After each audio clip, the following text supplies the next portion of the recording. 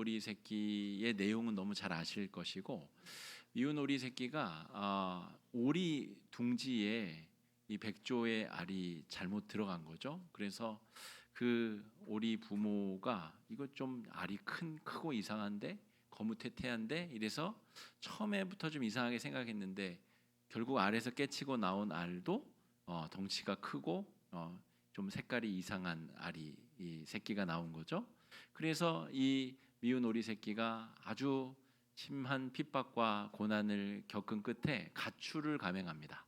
가출을 감행해서 또 어떤 집에 이제 들어가게 되는데, 그 집에서도 집주인이 박해하고 다른 가축들이 오리가 왜 저렇게 생겼어? 그래가지고 또 핍박을 하자 두 번째 가출을 감행하게 됩니다. 그리고 이제 어렵게 겨울을 외부에서 혼자 쓸쓸하게 난 다음에 이제 호수에 비친 자기의 모습이 멋지게 비상하는 백조의 모습과 똑같다는 것을 깨닫고 자기 존재의 가치를 새롭게 확인한다는 얘기입니다. 안데르센의 이 동화는 안데르센의 자전적인 내용을 담고 있다 그래요. 남들보다 자기는 나이가 많은데 동생들하고 교육을 받았어야 됐고, 또 키가 크고 조금 마른 외모를 가지고 있는데 그것 때문에 또 사람들로부터 놀림도 당하고 또 따돌림도 당하는 그런 일이 있었다 그럽니다. 그런 자전적인 경험 이야기를 이제 동화화한 것이라고 하는데요. 미운 오리 새끼가 핍박을 받은 이유는 남들과 달랐기 때문입니다. 본래 다른 DNA를 가지고 태어난 존재인데 자기가 동질 그룹에 속해 있다라고 착각하자 자기 모습이 너무나 이상한 거죠. 그런데 나는 전혀 다른 종의 새야라고 인식하는 순간 그 핍박으로부터도 자유로워지고 더 자기 자신을 올바로 인식하게 되었다. 그것이 우리 미운 오리 새끼의 핵심적인 주제입니다. 오늘 베드로전서 3장 말씀도 같은 이야기를 하고 있습니다. 베드로전서는 이 터키, 지금의 소아시아 요 근동에 있는 이 시리아 북부부터 시작해서 터키의 그리스 전까지 이르는 그 넓은 지역에 흩어진 교회들, 핍박당하는 성도들을 위로하기 위해서 쓰여진 성경입니다. 베드로 사도가 핍박받는 교회의 성도들을 위해서 위로하느라고 쓴 서신이라는 거죠. 당시에 성도들은 2중 3중의 핍박을 받았습니다. 당시에 경제력을 쥐고 있었던 유대인들로부터 핍박을 받았습니다. 예수라는 작자가 하나님의 아들이라는데 유대인들은 그걸 믿지 않잖아요. 그러니까 그리스도인들을 박해하고 경제활동에서 배제하고 끊임없이 테러를 하고 박해하는 일들을 저질렀고, 로마와 또 로마 제국에서도 황제 숭배를 거부한다는 이유로 그리스도인들은 박해를 받았습니다. 그렇게 심각한 박해 가운데서도 성도들이 믿음을 지켜냈습니다. 무슨 원동력으로 그들이 이런 심각한 박해를 극복해냈을까? 콜로세움의 사자밥으로 던져지고 산채로 불에 태워지는 죽임을 당하기도 하고, 우리가 상상하는 정도의 그런 이 핍박이나 고난이 아니라 그것을 초월하는, 목숨을 걸고 예수를 믿어야 되는 상황이 네로 황제 이후로 계속해서 기독교 공인이 이루어질 때까지 반복적으로 되풀이되었습니다.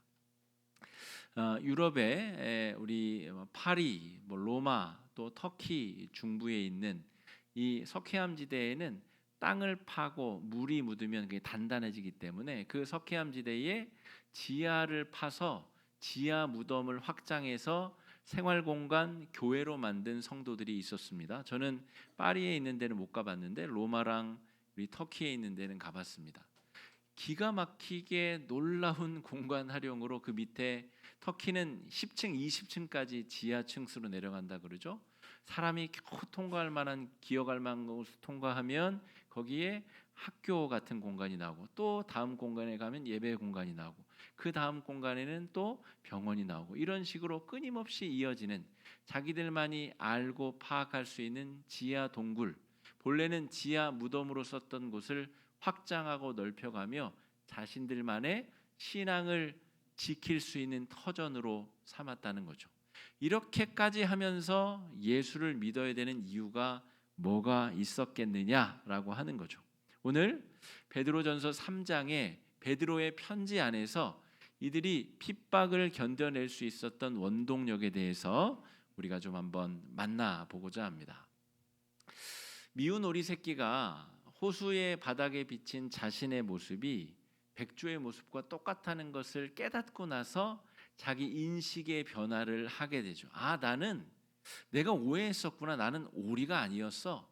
오리로 치자면 나는 좀 이상한 몸인데 나는 백조였구나. 이걸 깨닫게 되면서 자기 인식이 새로워진 것처럼 그 핍박받는 성도들 자신의 집을 버리고 저 굴에 들어가서 햇빛도 못 보고 그렇게 어렵게 신앙생활하며 살아내야 했었던 성도들은 예수 그리스도 앞에서 내가 누구인가를 분명하게 인식한 사람들이라는 거죠.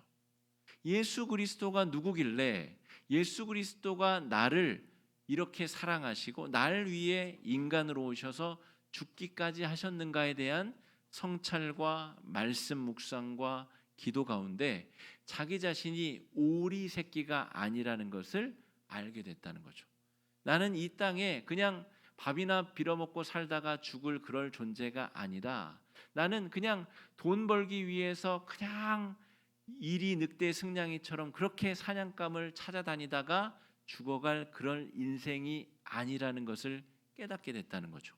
나는 하나님의 거룩한 창조물이고 죄로 인해 타락하였지만 하나님의 은혜로 다시 구속받게 된 하나님의 거듭난 자녀다라고 하는 인식, 내가 누구인지를 예수 앞에서 깨닫게 되었을 때에 죽음을 불사하는 그런 신앙의 길을 걸어갈 수 있었다는 것입니다.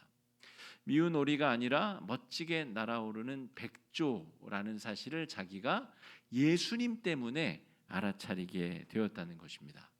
자, 예수님이 이 땅에 왜 오셨는가? 첫 번째 인식은 여기에서부터 시작됩니다. 예수님은 인간으로 이 땅에 오셨는데 인간으로 오셔서 과연 무슨 일을 하셨는가? 저 세상에 뭔가 재미난 일이 있나 보자. 세상에 뭐 희한하고 재밌고 좀 신나는 일이 없나? 그리스 로마 신화에 등장하는 신들은 그런 식으로 땅에 내려옵니다. 제우스가 독수리의 형상으로 하늘을 휘젓다가 재밌는 게 있는데 그러면 사자의 모습으로 또 나타나서 사람을 골려 먹기도 하고 인간 세상을 온갖 분탕질하고 다시 하늘로 올라가죠. 이게 그리스 로마의 신들입니다. 그런데 하나님이 인간으로 이 땅에 오신 그 이유를 곰곰이 말씀 가운데 따져보면 예언자들의 예언과 예수님이 실제로 오셔서 하신 행적을 살펴보면 철저히 나 때문에 오신 거라는 거죠. 내가 뭐라고? 나 같은 죄인이 뭐라고 나 때문에 하늘 영광 버리고 이 땅에 오셔서 나 살리고자 자기가 죽었다는 거예요.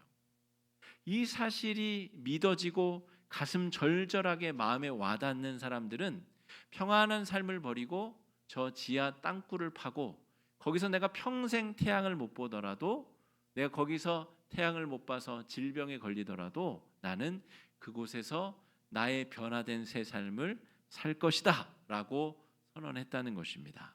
오늘 베드로는 그 사실을 다시 분명하게 서신을 적어서 기록하고 있습니다.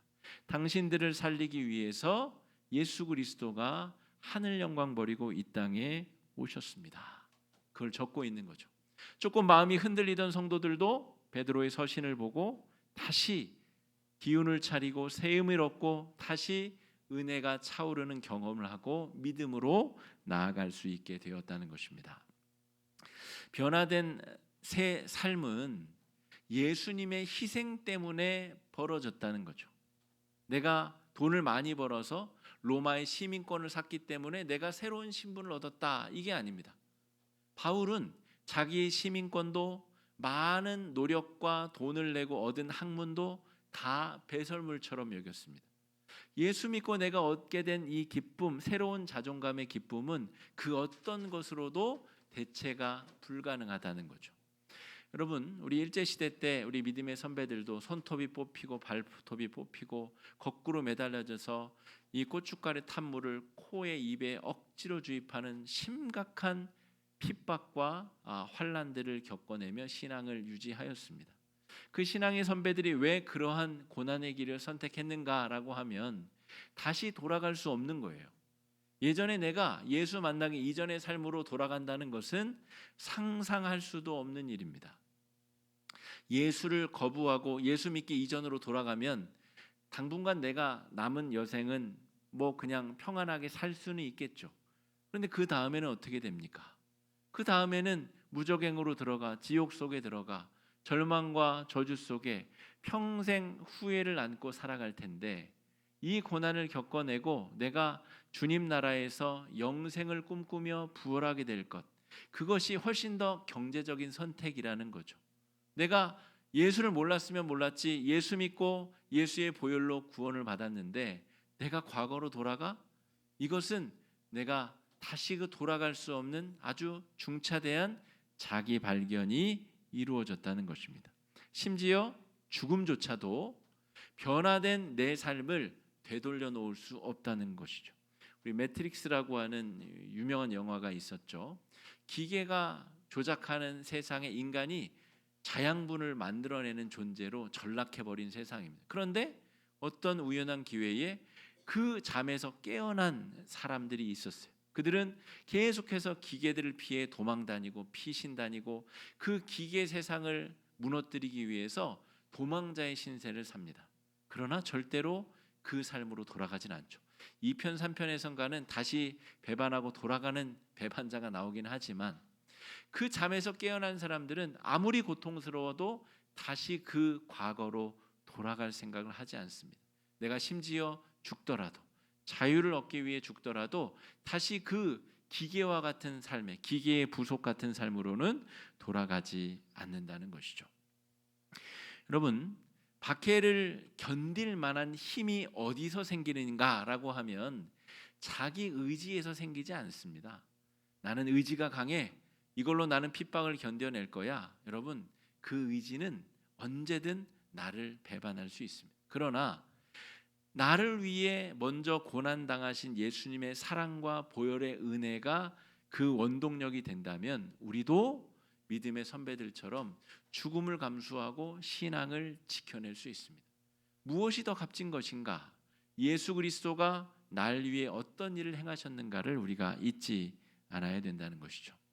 두 번째, 오늘 베드로가 기록하고 있는 우리가 이 고난의 상황에서 믿음으로 이겨낼 수 있는 근거, 예수 그리스도 앞에서 자기 자신을 발견할 수 있는 근거가 무엇인가라고 하면 예수님의 십자가 죽음과 부활 사이에 예수님이 어디서 무엇을 하셨는가라고 하는 질문입니다. 여러분, 예수님이 안식일이 시작되는 오후 3시경에 숨을 거두시고 그 다음 날 새벽에 부활하시죠. 약 한 38시간, 40시간 되는 정도 그 시간 동안 예수님이 어디서 뭘 하고 계셨을까? 신학자들은 이런 걸 연구하는 사람들입니다. 예수님 뭐 그냥 주무시고 계셨겠지. 죽음 상태에 계셨겠지. 그러면 신학적으로 문제가 생깁니다. 죽음이 하나님을 지배했다고? 그게 과연 가능한 일인가? 그렇다면 하나님, 우리가 믿고 있는 하나님도 전능하지 않다는 말 아닌가? 전능하신 하나님이 어떻게 죽음의 지배 아래 있을 수 있지? 그러므로 오늘 베드로 전서 3장 19절 이 구절에서 신학자들이 은혜의 광맥을 발견하게 되는 겁니다. 예수님이 십자가에서 돌아가신 이후 죽기 전까지 무엇을 하셨는가? 분명 죽음의 지배를 받지는 않으셨을 텐데 그러면 그 40시간 동안 도대체 무엇을 하셨겠는가? 19절 말씀 한번 읽어보겠습니다. 시작. 그가 또한 영으로 가서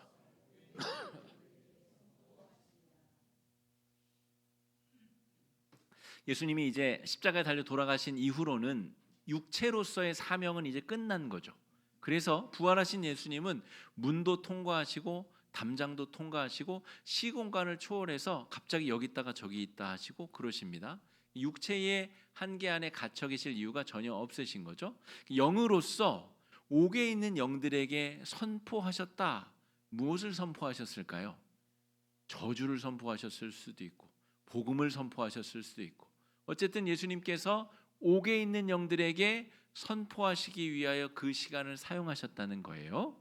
자, 20절 말씀 읽어보겠습니다. 시작. 그들은 전에 노아의 날 방주를 준비할 동안 하나님이 오래 참고 기다리실 때에 복종하지 아니하던 자들이라. 방주에서 물로 말미암아 구원을 얻은 자가 몇 명뿐이니 겨우 8명이라. 노아 홍수 이야기를 하는데 그때에 구원받은 8명, 그 중에서도 8명이 여러분 다 의로운 삶을 살았나요? 아니죠. 함의 또 자손들은 저주를 받아서 고난의 길을 또 걷게 되죠. 그러니까 결국 노아의 홍수를 통과한 사람들도 의인들일 수 없다라는 거죠. 끊임없이 예수 그리스도가 구원의 사역, 회복의 사역, 은혜의 사역을 이어가셔야 된다는 것입니다. 특별히 여기에 노아 시대에 복종하지 아니하던 자들이 있는 그 옥에 가셔서 전하셨다는 거예요. 여러분, 이 구절 때문에 신학자들의 영적인 의문이 상당 부분 해소가 되는 은혜의 광맥이 됩니다. 이것은 또 아주 유명한 논쟁적인 구절이기도 합니다. 여러분, 예를 들어서 예수님이 태어날 당시에 2세 미만의 남자아이들이 베들레헴 그 일대의 아이들이 도륙을 당했는데 그 아이들은 그러면 천국에 갔을까요? 지옥에 갔을까요? 아니면 천주교의 주장대로 연옥에 모여 있을까요?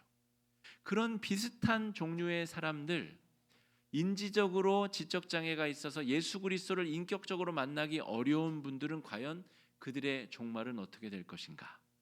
3차원의 우리의 지식과 우리의 한계로서는 도저히 설명이 불가능한 구원의 문제들, 이건 차원이 다른 영적인 문제라는 것을 오늘 본문이 기록하고 있고, 예수님께서 영적인 차원으로서 옥에도 또 천국에도 그동안 복음을 들을 수 없었던 전 세대의 전 공간에, 전 시공간에 펼쳐져 있는 사람들에게 복음을 증거하셨다는 말입니다.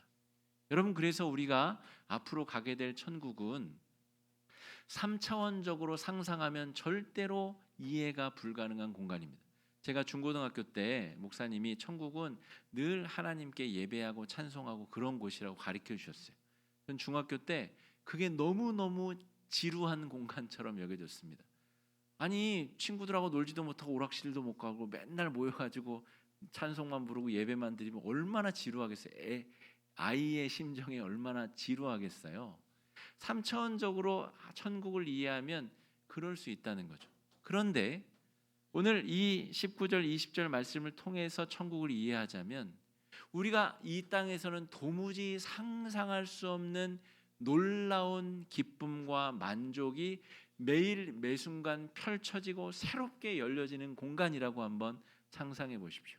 이런 3차원적 제한적 공간이 아니라 뭐 100차원, 1000차원, 10,000차원이 넘는, 이 땅에서는 아무리 상상해도 상상이 안 되는 놀라운 일들이 가득한 공간. 여러분, 그렇다면 저는 그 천국은 너무너무 매력적인 공간일 것 같아요. 속히 가고 싶은 공간. 지금 이 고난을 내가 이겨내고 이 고난 따위에 내가 천국을 바꾼다는 것은 상상도 할 수 없을 정도의 기쁨이 예비된 공간. 나는 그 기쁨을 취할 거라는 거죠. 지금 나에게 닥쳐온 이 핍박과 고난을 내가 당당히 이겨내고서라도 예수 그리스도를 부정하고 부인하지 아니하고 천국을 내가 얻겠다라고 하는 것입니다. 여러분, 오늘 이 베드로 사도가 지금 전하고 있는 하나님의 은혜의 역사, 어떻게 우리가 고난과 역경과 핍박을 이겨낼 힘을 예수 그리스도를 통해서 얻을 것인가, 우리가 말씀 속에 깊이 묵상해 봐야 됩니다. 물리적으로 복음을 들을 수 없는 사람들에게 전해진 복음. 여러분, 시대상 예수님을 만날 수 없었던 수많은 사람들은 그럼 어떻게 복음을 들을까요? 차원이 다른 영역에서 예수님이 죽음 가운데서 죽어 계신 동안에, 무덤 동안에 육체는 죽었을지 몰라도 그의 영이 옥에 가서도 전하시고 온갖 하나님께서 영역이 미치시는 모든 곳에서 생명의 복음을 전하셨다는 거죠. 그 복음을 전했다 해서 모든 사람이 다 예수 믿고 구원받지는 못하겠으나 예수님은 예수님이 하실 일을 하셨고 또 구원의 역사가 우리가 잘 알지 못하는 영역에까지 널리 펼쳐졌다 하는 것입니다. 그다음에 세 번째 베드로는 이런 질문을 던집니다. 예수님은 승천하신 다음에 무엇을 하고 계시는가? 그럼 이런 거 궁금해 보신 적 없으세요? 한 번도 이런 생각 해본 적이 없으신 성도님들이 많으실 텐데, 부활 승천하신 예수님은 조기 은퇴하시고 33세에 은퇴하셨으니까 꽤 조기 은퇴하셔서 이제 여생을 편안하게 지내시는가? 여러분, 오늘 예수님이 승천 후에 무엇을 하시는가, 베드로 사도가 아주 중요한 기록을 남겨뒀습니다. 22절 말씀을 읽어보겠습니다. 시작. 그는 하늘에 오르사 하나님 우편에 계시니 천사들과 권세들과 능력들이 그에게 복종하느니라. 예수 그리스도가 계신 곳은 어디죠? 하나님 우편. 하나님 우편에 계시다 하면 좀 열등한 것처럼 보이지만 이건 신학적 논쟁이 끝났습니다. 삼위일체 하나님은 동등한 자격을 가지신 분이십니다. 그러니까 성부 성자께서 하늘에서 성령의 일하시는 것을 돕고 기도하고 중보하고 함께 하고 계시다는 거죠. 우리가 오늘 우리 10명의 성도들이 저를 포함해서 선교지에 가게 되는데, 저는 선교지가 그렇게 느껴졌습니다. 우리나라에 대사관이 있잖아요. 다른 나라의 대사관, 영사관이 있는데, 선교지는 하나님 나라의 대사관 같다, 이렇게 느껴졌습니다. 하나님을 잘 믿는 선교사가 자리를 잡고 복음을 전하고 선교하는 그 공간, 하나님께서 저 우주에 계신 건 아닌 것 같은데 저 높이에서 저 캄보디아에 어디를 주목하실까 생각하면 그 선교지를 주목하시지 않겠어요?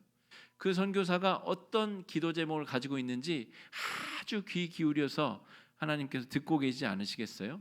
대사관에서 전화 거는 소리 하나님께서 안 들으시겠어요? 뭐가 필요한지 하나님께서 정말 마음 쓰고 정말 세밀하게 그 필요를 채우시지 않겠어요? 하나님께서, 예수님께서, 지금 우리 가운데 계신 성령께서, 삼위일체 하나님께서 끊임없이 우리를 위해서 세상 권력들과 능력들을 굴복시키면서 하나님은 하나님의 역사를 이루어가고 계시다는 것입니다. 지하 감옥에 지금 지하 땅굴 파고 생활하는 성도들이 저 하나님께서, 예수 그리스도께서 하나님 보좌 우편에서 지금 내 기도를 들어주시고 나의 필요를 알아주시고 내 영혼을 간절히 사랑하시는 마음으로 나를 보고 계신다고 생각한다면 어찌 그 입으로 예수를 부정하고 부인할 수 있겠어요? 삼위일체 하나님은 다른 위격이지만 한 마음으로 함께 일하시는 하나님이십니다. 성부와 성자와 성령이 같은 마음으로 다른 위격으로 같이 일하시는 하나님이시라는 거죠. 여러분, 우리 모두는 2024년이라고 하는 어쩌면 굉장히 힘든 시간들을 보내고 있습니다. 건강에 어려움이 있으신 분들, 재정적인, 관계적인, 또 여러 기타 복합적인 어려움에 계신 분들, 진로의 어려움, 진로 선택의 어려움, 새로운 길로 나아가셔야 되는 분들, 여러 가지 어려운 상황 가운데 우리가 놓여져 있는데, 그때의 예수님은 과연 나에게 누군가라고 하는 질문을 우리가 던져야 된다는 것입니다. 고난받는 성도들은, 초대교회 성도들은 예수님 안에서 나를 제대로 발견하고 고난과 역경을 믿음으로, 말씀으로 이겨내었습니다. 새 힘을 얻어 그 새 힘으로 앞으로 정진하여 나아갔다는 것이죠.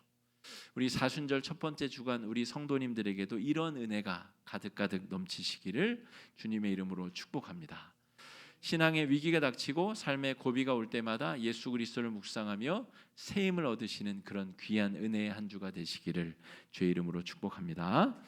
이 시간에 말씀 의지해서 함께 기도하겠습니다. 기도하실 때에 하나님, 어렵고 힘든 역경의 상황에서 예수 십자가의 보혈을 의지하여 이겨내게 하여 주시옵시고, 하나님 나라를 꿈꾸며 하나님 나라 안에서 믿음으로 승리하는 귀한 주님의 권속들 되게 해달라고 이 시간에 함께 기도하며 나아가겠습니다. 기도하겠습니다.